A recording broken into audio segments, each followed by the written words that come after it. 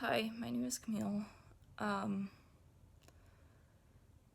I don't know if I'm gonna make it through the night.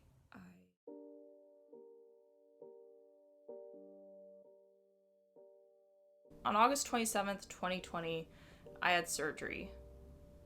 After my surgery, I struggled with swallowing, and about 10 days afterwards, I woke up one morning and I knew something was wrong.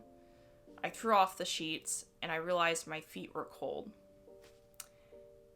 And it started with discoloration, and I was calling my nurse. I was trying to figure out if there's any way to reverse whatever was going on.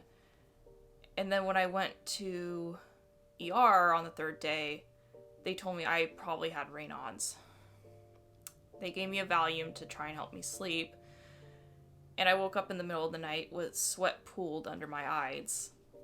There I had a short bout of vertigo, and I struggled with tinnitus. It was so bad I couldn't sleep, that and the burning.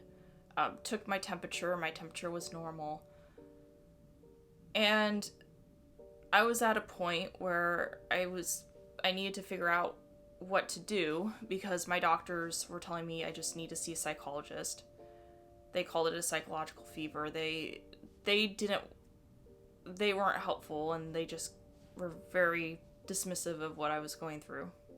I was at the point where I either was like, this is it, I need to end my life, or I need to figure out something else. So thankfully I stumbled upon a treatment called TRE, and from there I found a whole bunch of other treatments. I was also very fortunate that the person who was prescribing me supplements was able to do Bowen. I was on a medication, I was put on sertraline. Through these alternative treatments, I was able to get off of sertraline, which I developed a systemic rash from. I had a drooping eye. I no longer have that issue. It was through these treatments I started healing.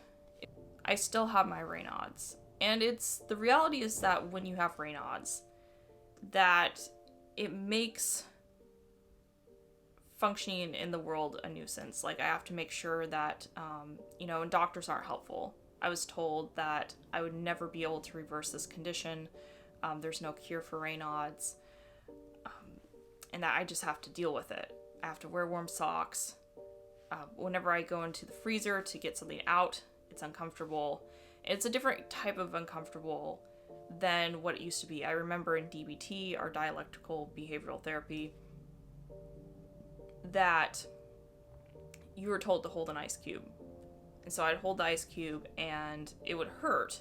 But it's different from when I had Raynaud's, because when you have Raynaud's and you're interacting with the cold, it's almost like reverberating. It's an internal pain versus an external pain, which is what I had dealt with when I had held ice in the past.